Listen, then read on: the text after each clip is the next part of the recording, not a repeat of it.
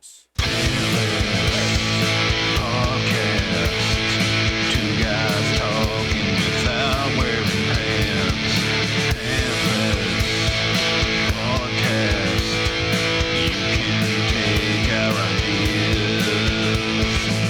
Welcome back to the Pantless podcast.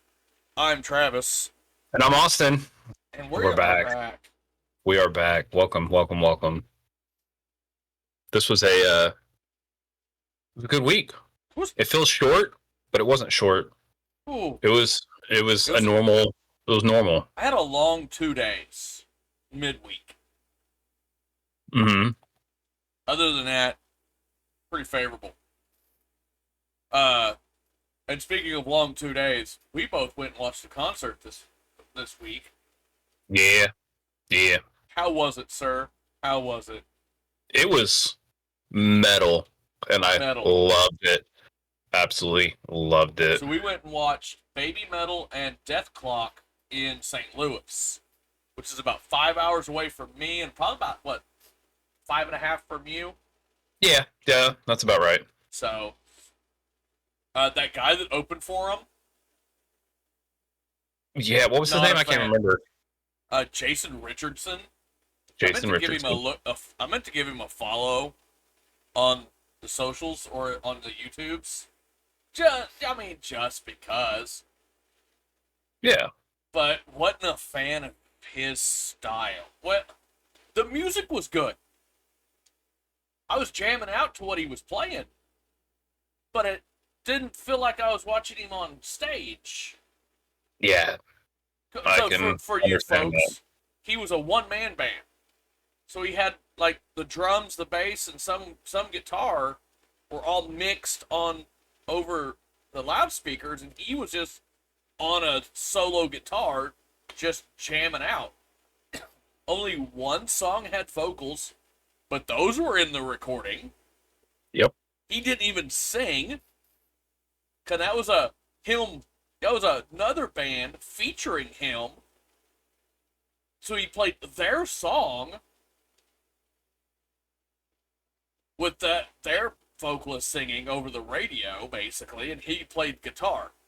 We had 2 near-death experiences during the concert, which third strike and you're out, buddy. Yeah, and we left during Death Clock. They might have actually had an actual death, for all we know. Who knows? I guess the same guy passed out twice out on the floor. Oh, it was the same guy? It was right in that same area. We assumed it was the same guy. Oh, man, okay. And it's funny how up where I was sitting, audible concern, because he passed out during the opener, during Richardson. Yep. Audible concern in the crowd for, somebody's potentially dying. They shut the show down. Medical never arrives. I guess the guy, they just smack him awake, and I guess he wakes up, they give him some water, show goes on. And what about 3 songs in the Baby Metal? Yeah. They're keying up the opening of about the 3rd or 4th song, and all of a sudden you see flashlights again in the same area. They shut it down again. Yep. And complete flip in the crowd. It's my section. Same guy. Get him out of here. Nobody's come on now. 3rd strike, you're out. Everybody's just mad at this point because the same guy drops twice. We're guessing. Yeah. What's the odds of 2 different people dropping in the same? It wasn't even anywhere near the mosh pit. Right. It was off to our right. It was almost directly in front of you. And it wasn't. No, it was on the other side. No, it was directly in front of you. Because it was opposite side from us. If you're looking at the stage, they were right up against the stage, to the right of the stage. If you were on stage, really? You would have been left of the stage. Yeah. How weird. We were up higher. It looked like they were all over on the other side. Interesting. That or you were down below us on the other. You weren't where I thought you were, and I was in the far right at the like bottom, looking at like the stage. yeah. If you were looking down, you would have to like crane your neck all the way to the right. Okay, you're right where I thought you were. So yeah, the emergencies were right in front of you, but Baby Metal by far, and you could come at me if we had people in the comments that'd be fight me.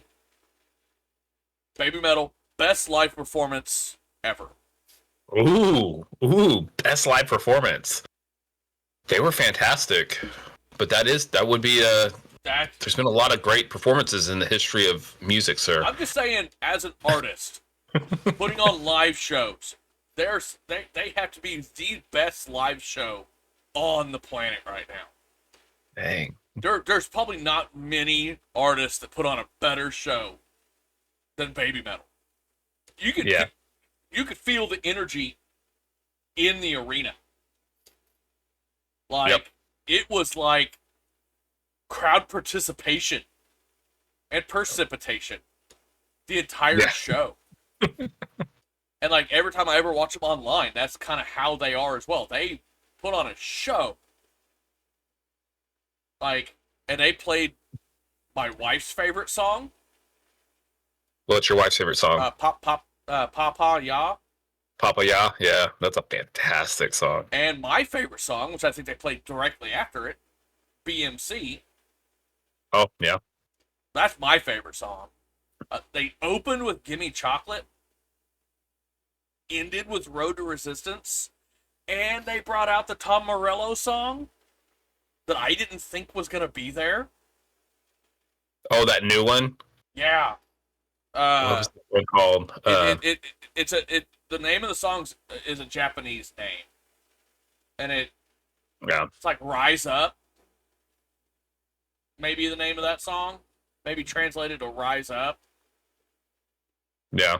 But I was not expecting that. They just dropped that song right before their world tours started. Yep. The crowd camera was awesome. Never seen that before in a show.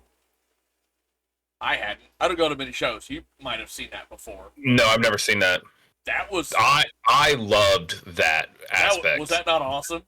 That was fantastic. That was, from where I was, like, it really showed how big the crowd was. Yeah. It was really cool. That venue was cool. I like that venue. Yeah. Didn't like the seats I had to sit in. Those were mightily uncomfortable. But the venue as a whole was actually very nice. You could tell it was only about 2 years old. I think it opened in 2020, so it's been about 3 years old. Yeah, they started, I don't know if you knew this, but I was talking to one of the people that work there. That's actually designed to be ice skating. But in the summer, since it's outside, they can't use it. And they eventually were like, we need to figure out some way to monetize this dead space. Yeah. Let's just start having concerts here. Yeah. And I'm glad they made that decision. That's pretty cool. And this was the last show. That's what upset me, was this is the last show of the season. So a lot of their food vendors out front they were sold out of a lot of stuff because they didn't restock for this show. Because I went up to order something, he's like, yeah, we don't have that. This is the last show of the season. We got what we have. Yeah. And I'm like, got me on that one. The community center that it's attached to has a bar in it because they play semi-pro hockey in that community center, and they play college hockey. The St. Louis Blues, they have alumni that go when my son and I went to eat over there. Yeah, the alumni. So they were like 60, 70-year-old guys that used to play for the St. Louis Blue. They had one of the rinks, and they were just like playing a hockey game. Just a bunch of old dudes playing hockey. Was that the one around the corner? Not the one around the corner. It was the one right there. There were dudes, when we were in there, there was a bunch of the AAA guys practicing in there. Okay, yeah, they must have just wrapped up, because when we got there were a bunch of old guys showing up and skating. Thursday, Wisconsin because when we were in there drinking, which was weird, but when we were in there drinking, the Wisconsin Badgers women's hockey team was in there warming up because they had a game against Lindenwood University Thursday, the night after the concert. That's cool. Which opened up the which was both teams' opening game of their season. Okay. It was the first game of their season. So if you saw like a solid black tour bus kind of floating around the area, that was the Wisconsin team coming and going. So but again, that venue was pretty cool. Don't know if I don't know what would draw me back to that venue, being that far out. I'd go watch Baby Metal again. 100%. Yeah, no, if Baby Metal comes back to it, yeah. Yeah. I would plan it a little better. Next time, what we both do is we both get hotels at that casino next door.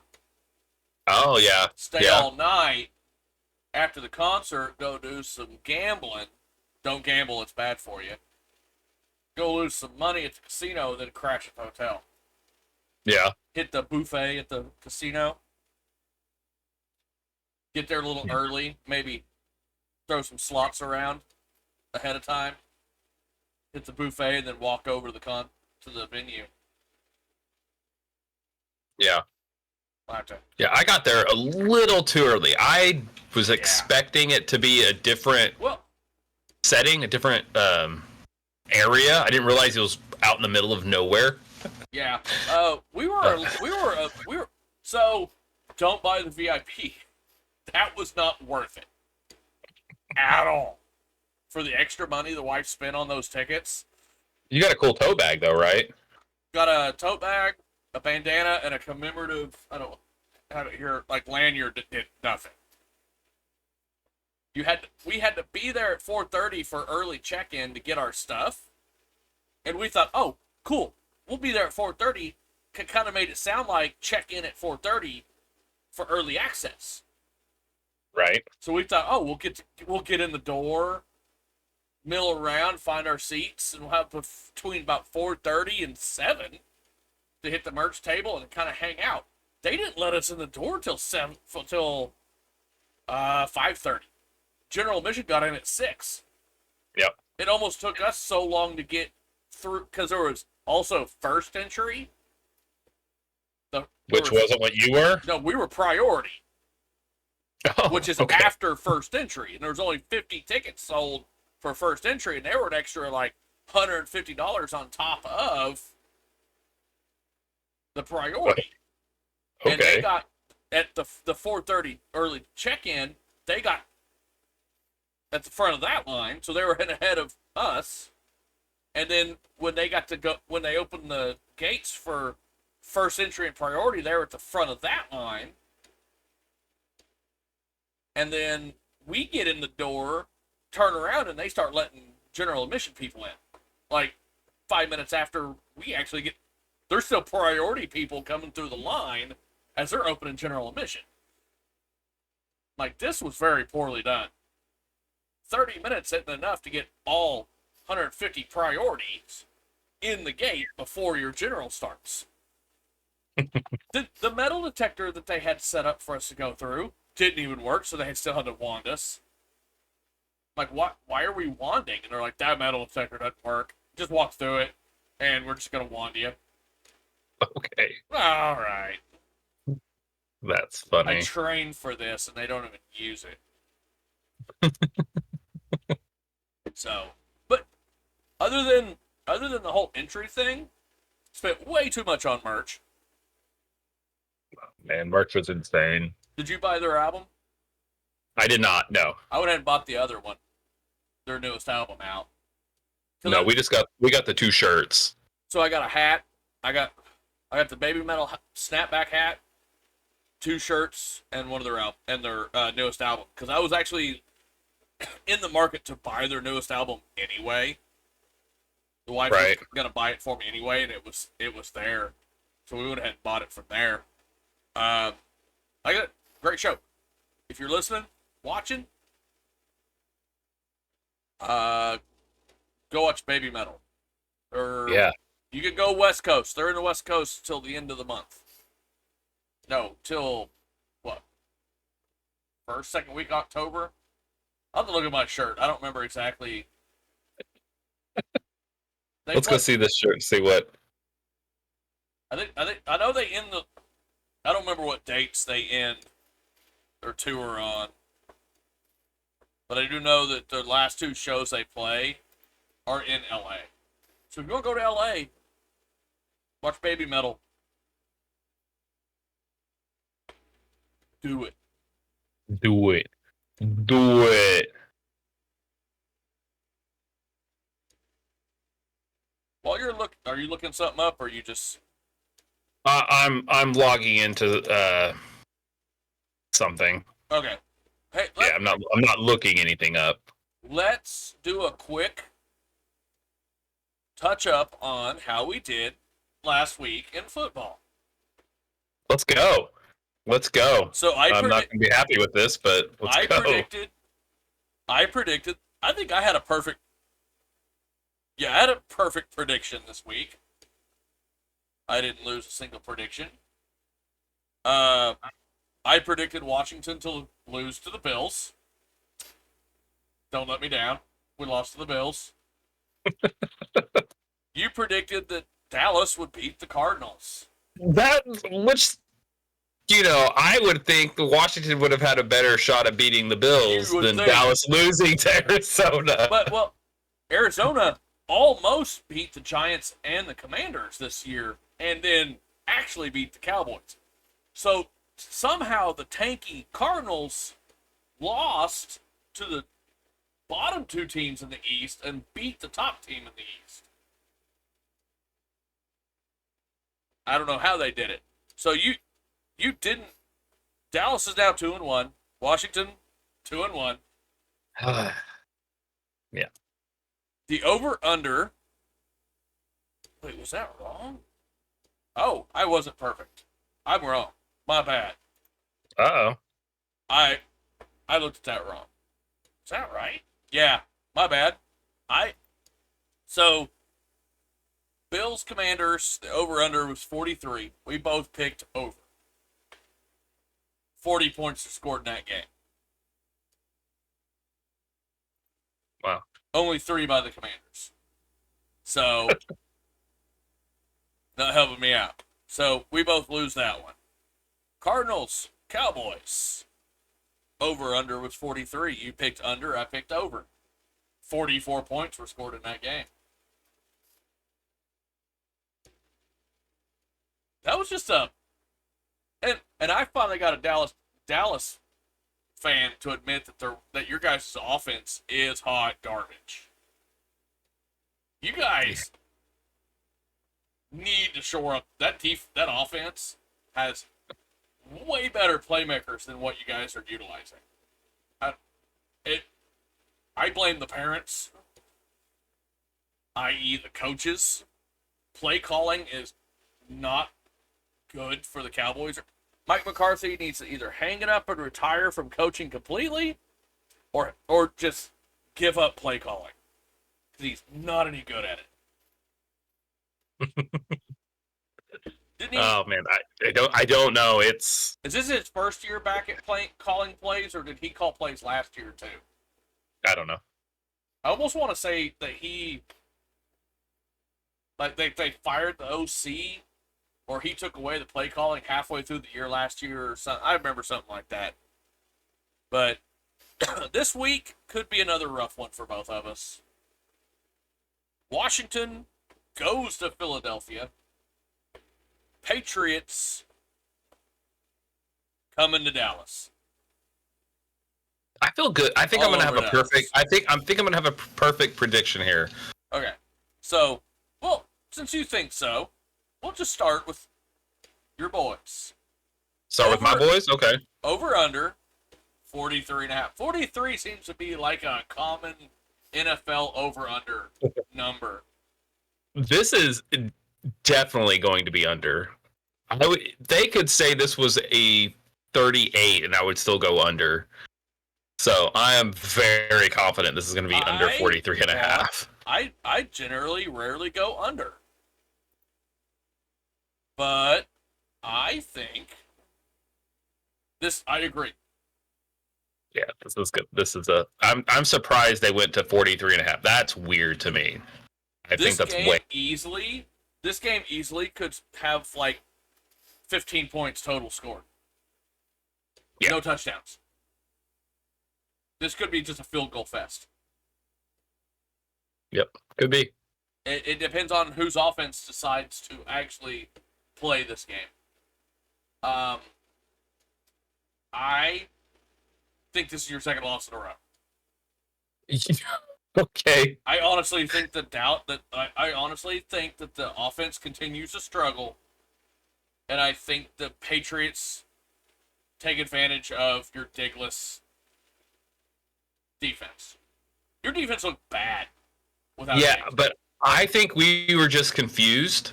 But now we've got that shored up. We got it figured out. The Patriots aren't any good. They're not any good. They can be, weirdly enough. They're not. I'm sorry, they're not. They're sneaky. What did they do last week? They beat the Jets 15-10. Yeah. But that's a phenomenal Jets defense. Like, that's a game where if the Jets had an offense, but if I'm not mistaken, New England and New England and New York had a game that ended like with a overtime punt return for a touchdown by New England, and that game ended like 10-6 or 10-3. 10-3, I think regulation ended at like 3-3. And New England returned a touchdown for a punt for a touchdown. So that I don't know. Dallas's defense, like I said, was a little confused. They are better than what they did against Arizona. They're going to get it figured out. But when we played the Jets, we also only gave up 10 points, and we scored twice as many points as the Patriots. Fair. So, but didn't your defense give up? Didn't your defense have a lot more turnovers? Like I said, we're better. We're better. We got it figured out. We've got it figured out. Don't think so. Eagles, Commanders, over under 43. I am going to put my prediction in.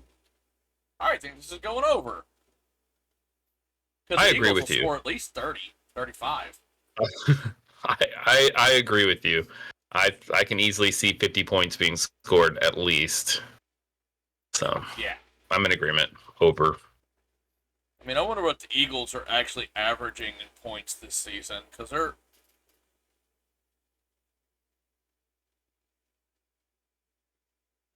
they scored 20. They scored 25 against the Bucks. Okay. They've scored 25, 34, and 25. They actually have not been rolling as much as I thought they might.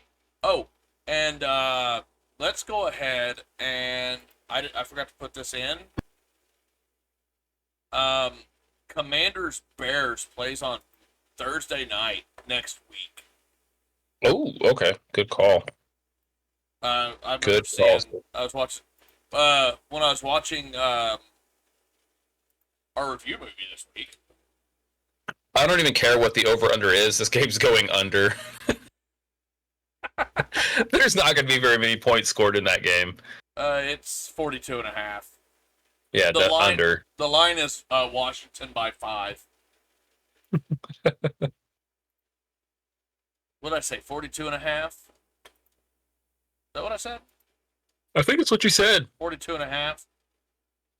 Which there's been a lot of even numbers for over-unders. Normally they are, most of the time, all over-unders are a 0.5. So that there's never any Oh, they scored 42 points. Nobody gets it.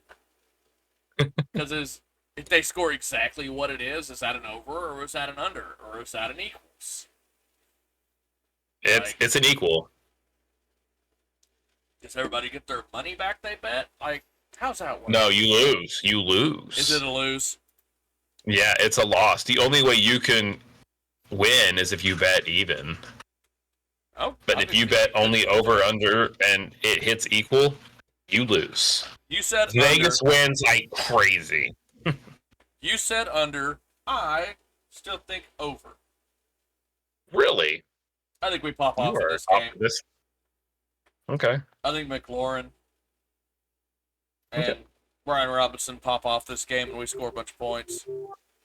Now, the game I'm interested in this week is the Nobody Cares Bowl. Denver and Chicago.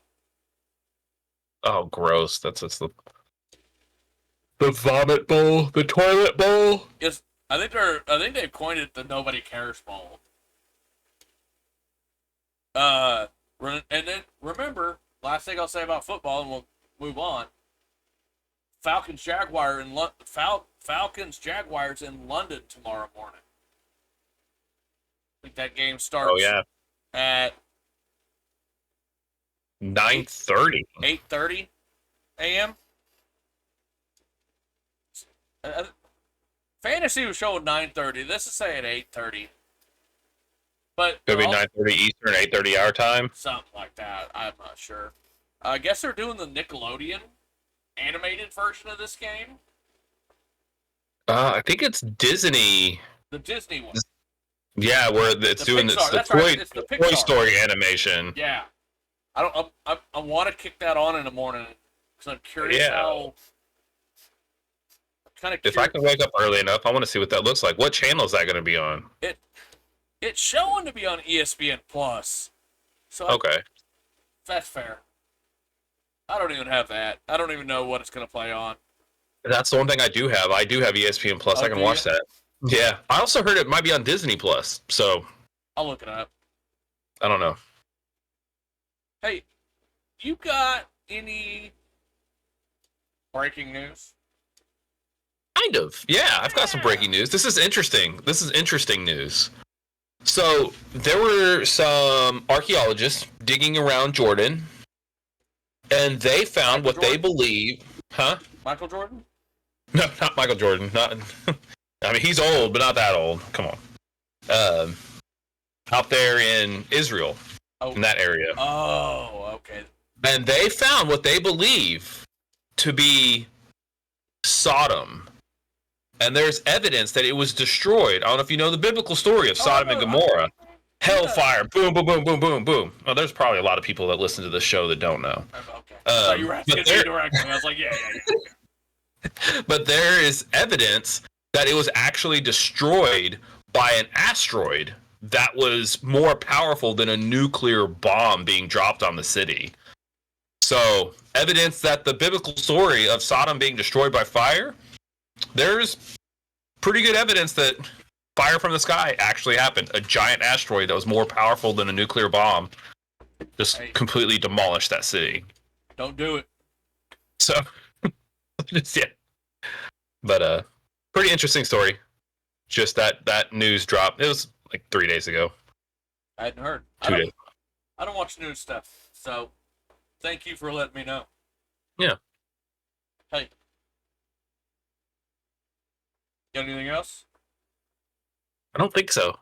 Let's go. Retro movie review. Now, this is the most retro movie we've watched. My goodness. Yes.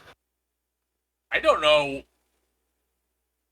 if I truly have an opinion about this movie. Because I'm like, what really happened in this movie? Like, it was different. Bela Lugosi, weird. Great actor. But the staring at the screen with the lit up eyeballs was weird. I don't know. I bet it was terrifying in the 30s. I bet it was. Oh. I bet people were freaking out. And I guess that this movie was pulled Dracula. It was pulled Dracula. Directly from Bram Stoker's novel, or yeah, kind of. If you saw at the beginning, it was an adaptation of the play that was based on his novel. Correct. That's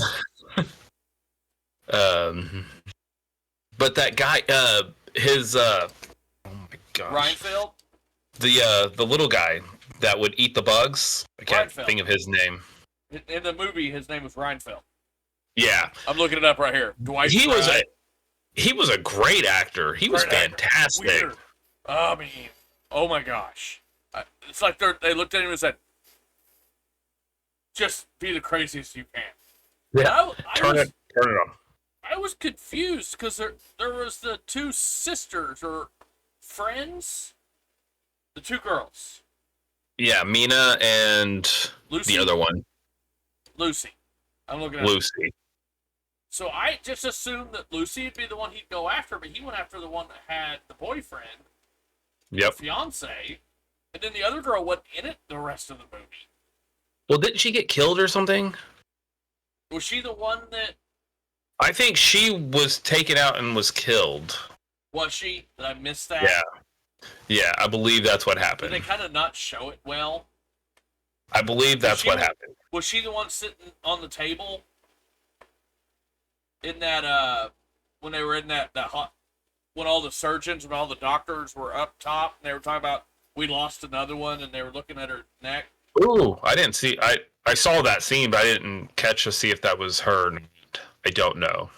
Or was that the first girl he got in the alleyway? Well, they said that the one on the table was the third or the fourth. But yeah, I was pretty impressed. You could tell that there were certain aspects when it would get dark, they really didn't have a full grasp on how to use the lighting. Yeah. But other scenes. Now, did you watch this on a TV through TV audio, or did you have a headset on? Through the TV. Okay. Because I watched it here on my computer through my headset. And I could hear like static. Yeah, you could hear static. You could. Okay, I didn't know if that came through your TV. Because there were a fair amount of silent scenes. Yeah, that you don't see anymore. Yep. Well, you could tell that this. I don't know. I don't know, but I don't know when silent movies stopped and they started doing, actual audio movies. Yeah, I mean, it would not very far, not very long after. I have a feeling there weren't very many, or most of the people making this movie and all the actors were used to making silent films. Right. Because you can kind of see that silent film aspect of this movie. Yeah. Where there were a lot of scenes that just didn't have dialogue.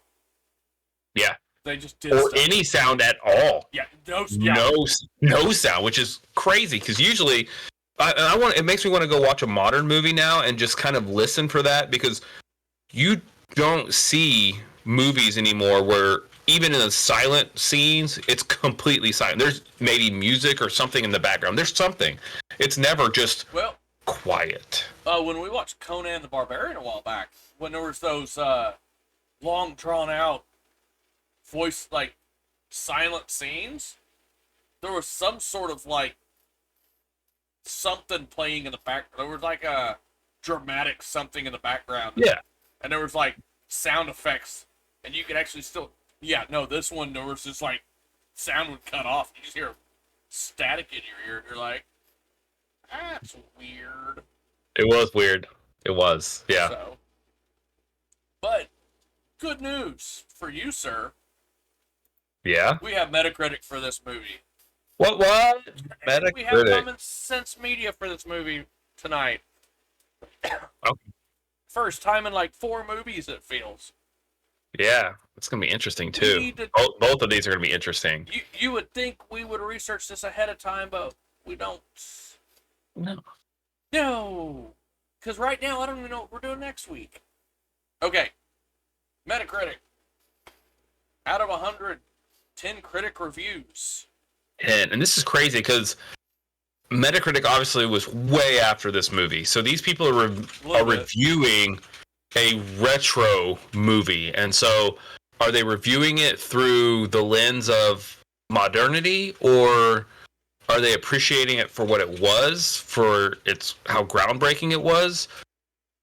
I'm gonna go with a little tweener. I think it should be a lot higher, but I'm gonna go with a 73. Ooh, you were close, and I thought you were gonna say it. 71. Ah. Okay. Which is about, say, I think I've seen as far back as like I think 90s reviews, and I've actually seen some 2010 reviews from like previous movies. Mm-hmm. So even if this was reviewed, 10, 15 years ago, I think critics would review this movie differently now than someone that would review like an 80s movie now. Because there's a certain aspect of classicness and just... This movie was a masterpiece of its era, in my opinion. Absolutely. Absolutely. So, let's jump to the user reviews. 28 users out of 10. So, I think the users did a little bit better. I think they were understanding. I think they give it an 8.1. No, they went the other way with it. Oh, okay. 6.8. Wow. Okay. Okay. What do they have to say? What were their gripes? That's the wrong tab. Let's get down here and figure it out. Looks like we they've kind of changed this up. 70% critics, 70% positive, 30% mixed, 0% negative. You give it percentages now. Okay. Kind of like that. Users 71% positive, 21 mixed, 7% negative. So, quite a good amount there. Chicago Sun-Times gave it 100, which I thought, oh wow, it would get more of these, but it only had 100. Certainly, it's Lugosi's. It is Lugosi's performance and the cinematography of Carl Frood that make Todd Browning's film such an influential Hollywood picture. Let's roll down here. I'm not going to get all the big ones, but let's do all 10. Let's see what they give us here. Let's see if we got... Nope, we don't have it. The lowest rating is a 50. This first American version, directed by Todd Browning, was adopted from a play based on Bram Stoker's novel, rather than from the novel itself, and it becomes too stagey. Okay. TV Guide gave it a 60. The atmospheric opening is the best part moody and first of sinister potential. After that, it's stilted drawing room talk, variety acting. Well, I've got some weird feedback in my ear. Okay, or get that feedback out of your ear. I don't know what to do about it. All right, the atmospheric opening is the best part moody and film sinister potential. I don't get that sentence. I don't make any sense. After that, it's stilted drawing room talk, variety acted, except for the cultish, over-the-top dementia of Dwight Fry. Still, Dracula is the film that started the 1930s horror cycle, secured Universal's position as the horror studio, and made Hungarian actor Bela Lugosi act in it. I'm done reading.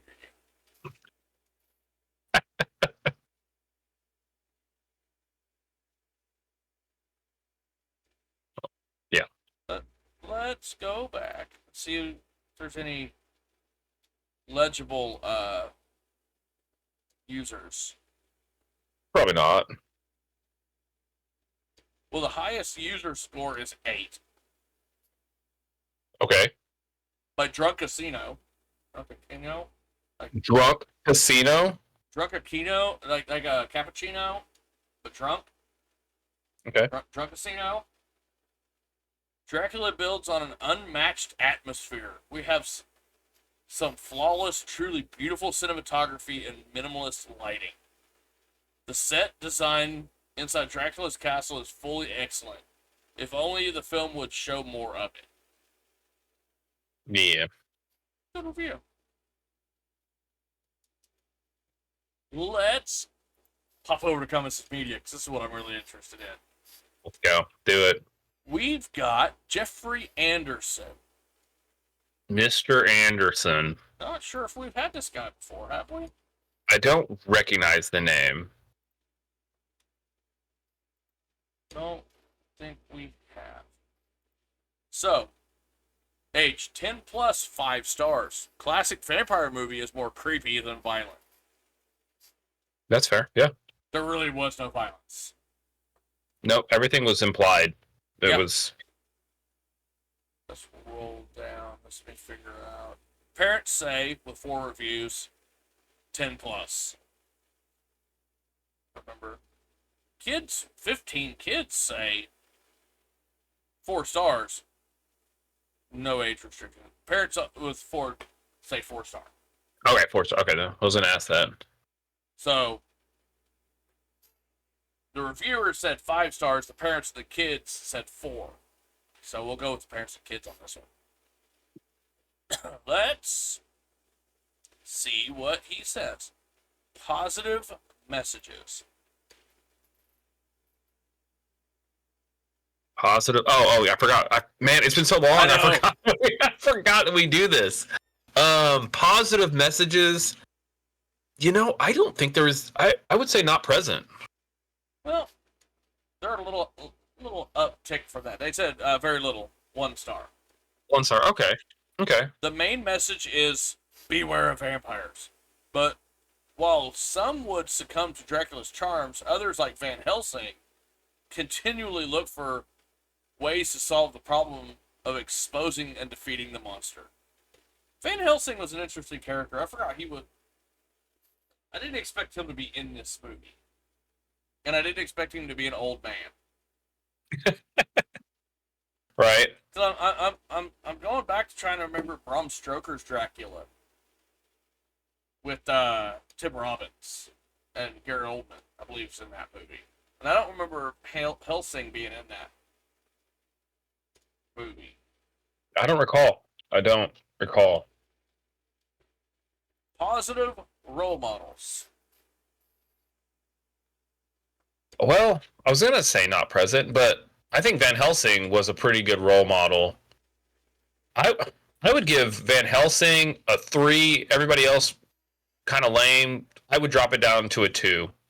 I'd give Van Helsing a 3, and then everybody else brought it down to a 2. They held serve at very little, a 1. Okay. But I think they somewhat agree with you in your words. The Chili Van Helsing is probably the movie's best role model, an analytical fellow who does not appear to get rattled in the face of horror. He takes responsibility, looking for ways to outsmart, defeat the vampire, and restore things to normal. Yeah. Did the movie end weird for you? Did it just be like, deuces? It did, yeah. Because was she still a vampire? I don't think so, because I think because they killed him before she actually turned, she never officially turned.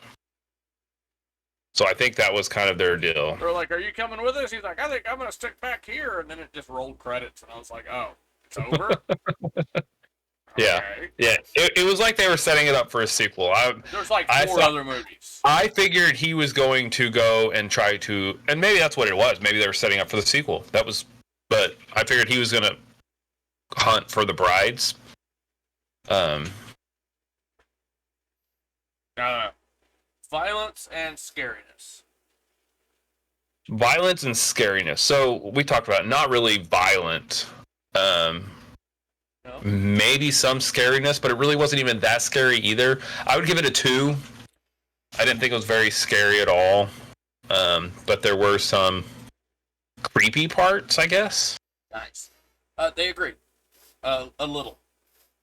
2 Okay. star. Blood is shown in one scene when Reinfeld cuts his finger in Dracula's castle.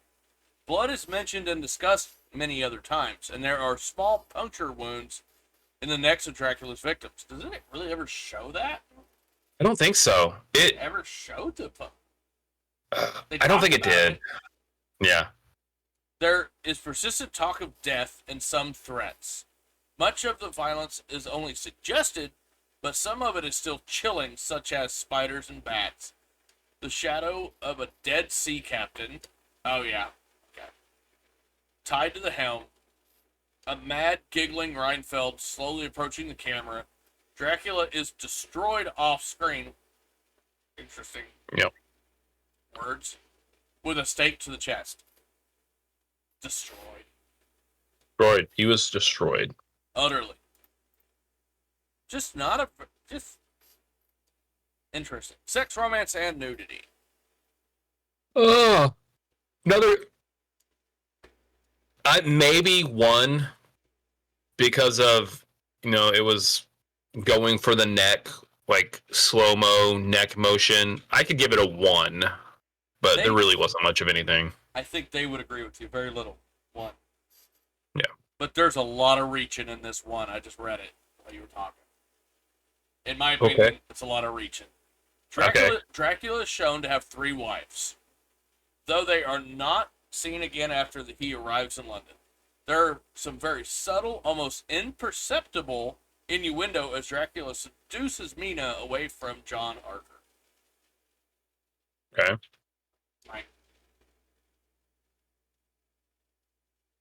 Okay. Yeah, I'm agreeing. Okay, what? Did he ever call them his wives? Or were they just more like thralls situation? No, the village people, the people of that village in Transylvania said that they were his wives. Okay. But I don't think he ever said they were his wives. On screen like once or twice. Yeah. At all. Alright. Language. Language not present. Not clickable. Correct. Alright. Products and purchases. Sold a bunch of movies. Right. This is, yeah. Which way are they going?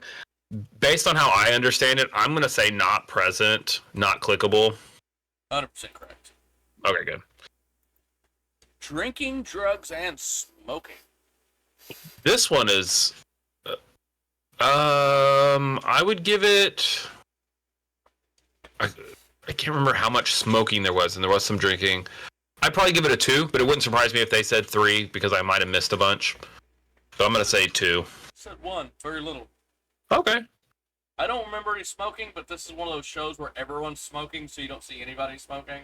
Exactly. That's kind of what I'm thinking. I don't remember seeing any cigarette smoke or any cigarettes in this movie. I don't remember seeing it. But back then, man, everybody smoked. Come on. I know, but I don't remember seeing it in the movie. And it might not have been there.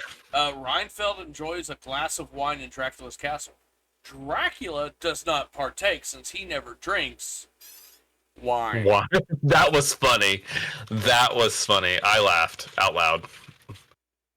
I never drink wine. Parents need to know that this classic black and white Dracula contains some mild but frank talk about death and blood, and some blood is shown. There are some subtle but still creepy images, though most of the horror is suggested or off screen. Sexuality has always been a part of the Dracula legend, and some almost imperceptible innuendo is present in the movie. Some young viewers may find this movie a bit stiff, but as one of the most iconic movies of all time, they'll likely appreciate its chilling imagery, if nothing else. I can't disagree with that last half of that. Yeah. it's a classic movie. I would let my kids watch this movie because I don't think anybody under the age of 16 would pick up on any of the sexual stuff. Because I didn't even really pick up on most of it. Right. And I'm mentally 8, so I guess it works out. Oh. So, what else? With that, next week, this week, whatever week, what are we watching? What do you want to watch? Do we want to stick with some Universal? Are we going to do another one? Because they've got a bunch. They've got a bunch. If we were going to go the Universal route, the next one I would think we should watch would be Frankenstein with Boris Karloff. I'm okay with that. Or The Creature from the Black Lagoon would be my other pick. Because I don't know that I have seen either of those. Or their modern adaptations. So I think that would be a... So we could watch... Okay. Yeah. So but I guess the great question is, what is actually available for us to watch? What is on Amazon Prime? So remember what I was telling you about the whole Peacock Plus trial thing I was going to try? Yeah. Frankenstein, 1931, is on Peacock with subscription. Okay. We can watch that one. Okay.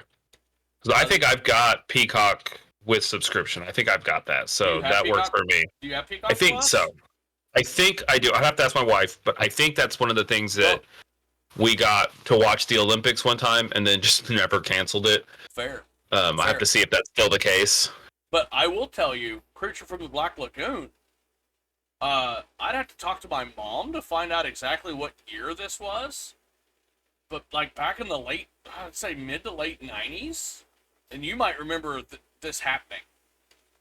I think it was what was Universal? I don't remember, but it was like ABC, NBC on like Halloween night actually did a special viewing of Creature from the Black Lagoon, and I think it was like Reese's or something. You'd go to like Reese's like a couple nights before, and they gave you those cheap 3D glasses. I remember that happening, and I didn't watch it. I didn't participate, but I remember it. We all went over to my uncle's house, and we sat around. We trick-or-treated around his place in Catoosa, in our neighborhood, and then came back to his house, sat down, and watched that movie in 3D on like an old bubble TV. I think it had to be like... Yeah. And it scared the crap out of us. Because we were all like... I was in my early teens. I had to have been early, because I wasn't in high school yet. But my uncle was into all that stuff. He kind of was into that kind of... Not like into the scary movies, but he was into that whole tech... He was a, programmer and all that. He liked all that tech stuff. So when they were like, oh, we're doing... And we'd always just go to their house for parties all the time anyway. And we all sat around and watched Creatures from the Black Lagoon. And I remember, no. Because that's why, if you let your kids watch these movies, 20 years later, they're not going to remember watching it. Yep. Unless it scars them. And then they talk about it on a podcast. Like, I don't remember watching it, but it touched me deeply, and I've never been the same. Where did it touch you? Okay. Frankenstein. Let's do Frankenstein. So we're going to do Frankenstein on Peacock. Yep. All right. Got it. Yes, sir. I never showed the people, but this stuff... Pumpkin ale. Yeah. From that place. You can even see it. From Schlarg. What is it? Starfly. SCHLA Fly. Okay. I don't know. I picked it up at the liquor store randomly. pretty good. And all right. The content on it, that one. Recommended. 8%. Pretty good. If you like, you have to like pumpkin. If you're like, I'm not a fan of pumpkin, you probably won't like this because it is pumpkin. It's very pumpkin. The Wendy's pumpkin frosty and the pumpkin ice latte that Wendy's has out now. Mm-hmm. Pumpkin. You're like, hey, that tastes like something else. No, pumpkin. Straight pumpkin. Good to go. Hey, so we're gonna watch Frankenstein. Also 1931. This also has Dwight Frye, the guy that played Reinhold. Oh, okay. The guy, and looks like it might have some of the similar. I think it has some crossover in actors and actresses. Okay. So, but Boris Karloff, and you people just get ready for some old classic monster movies through October. Yeah. We need to remember to put in our ratings. I remember the Metacritic was 71, but I can't remember what the user score was. It was 6 something. I still have it up. Okay, cool. We'll figure it out. I didn't want to. I didn't want to have a lot of downtime. We'll talk about it. But I think that's gonna end us for the night. We're ended. We'll see you guys. See you guys in the next week after Washington loses to them Bears. They won't. Washington will not lose to the Bears. The Bears are terrible. Gross. No, that won't happen.